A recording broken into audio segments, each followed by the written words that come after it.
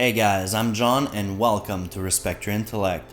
There was another exciting discovery in science about the rate of expansion of the universe that has scientists saying it's the most exciting development in cosmology in decades. Don't forget to hit the like and subscribe buttons and let's get started.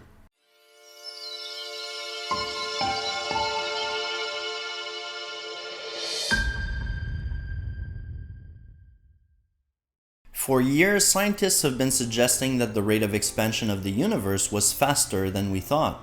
As they continued their efforts to find the exact rate of expansion of the universe, they confirmed it with a new method of measurement with the Hubble Space Telescope. A year ago, they thought that it could have simply been a discrepancy from unlucky measurements, since it had a 1 in 3,000 chance of being bad. This new method of measuring distances with the Hubble Space Telescope brings that down to a 1 in 100,000 chance of being due to an unlucky measurement, making scientists a whole lot more confident in their results. This has been vetted thoroughly by many scientists to make sure there were no issues with the data or the results. The Hubble constant is one of the most important numbers in cosmology because it's needed to estimate the size and age of the universe. This number indicates the rate of expansion of the universe since the Big Bang, and it's continuously being worked on to become more and more accurate. It's sort of misnamed though because it's not really a constant, it changes with time.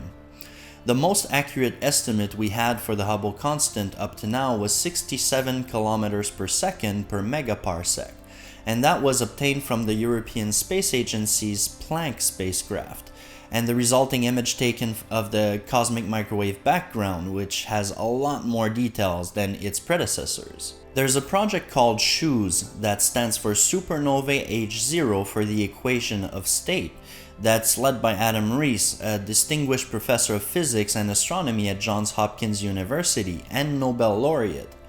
Here are two quotes from Rees.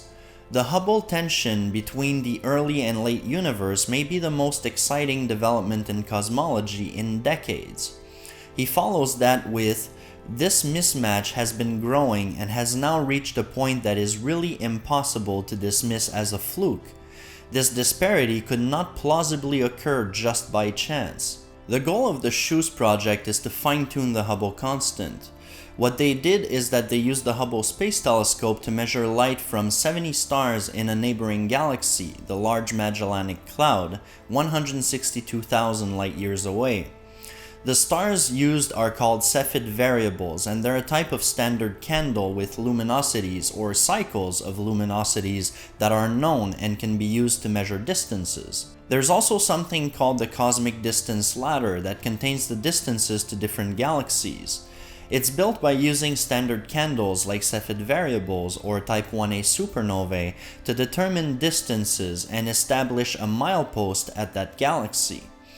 This process can be repeated for galaxies further and further out to get a map of the cosmos. What happened is that the researchers on the SHOES project used a new method of taking images of the sky with the Hubble Space Telescope, called drift and shift, or DASH for short. And then they combined their results with the Araucaria project to get more accurate distances for the stars in the Large Magellanic Cloud. Usually, the Hubble Space Telescope requires an alignment to a guide star in order to be able to accurately point at the desired star for imaging. This is a long process and only allows a single calibration per 90-minute Hubble orbit around the Earth. The way DASH works is that they calibrate once and then point to an area of the sky that has multiple Cepheid variable stars, allowing them to point to each without needing to recalibrate using a guide star. This allows them to observe a dozen Cepheid variables per orbit instead of a single one. Here's a quote from team member Stefano Casertano that explains how this method works.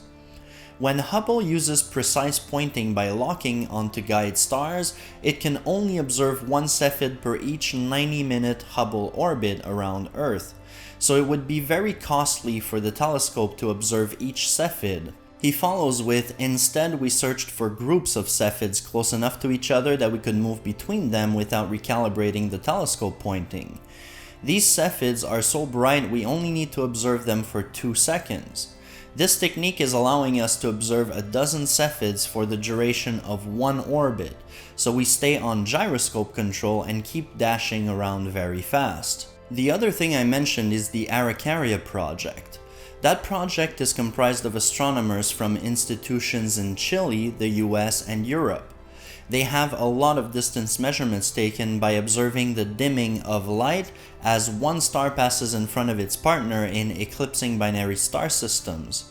The combination of that data with the data from the DASH method from the SHOES project allowed the researchers to refine the numbers on the cosmic distance ladder for the stars in the Large Magellanic Cloud.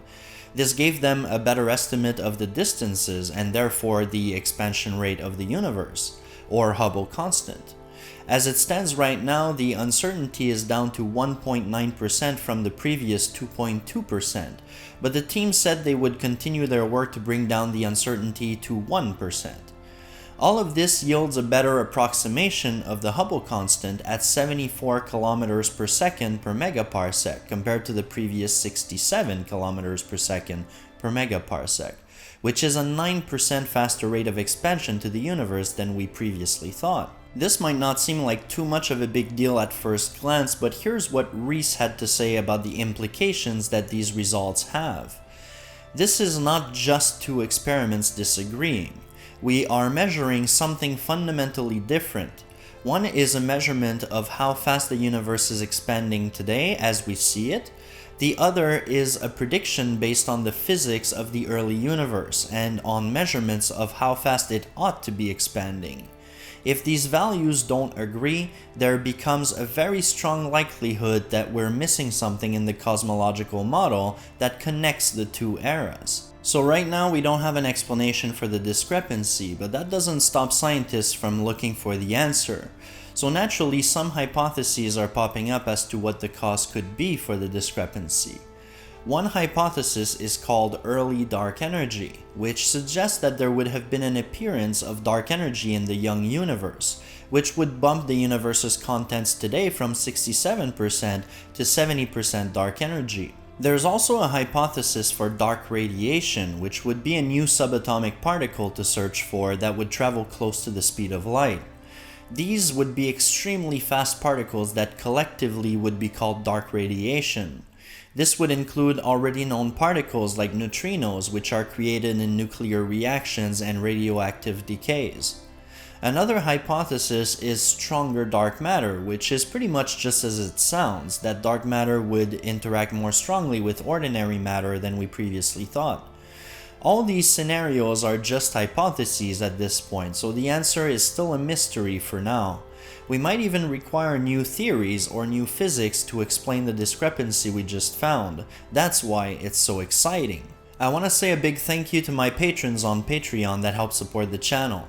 Tony W, Mr. K, Dave S, and Mark E. My Discord server is also currently open to the public to get a few people in there and get some discussions going, so if you're interested in coming for a chat, check the description for the invite link. This might be limited at some point, so get in quick if you're interested. If you'd like to learn more interesting science stuff, make sure to like, subscribe, and click the bell notification. If you'd like to help support the channel, you can visit my Patreon page for more information. For everything else, you can go to respectyourintellect.com and everything will be available there. Until next time, thanks for watching, and remember, respect your intellect.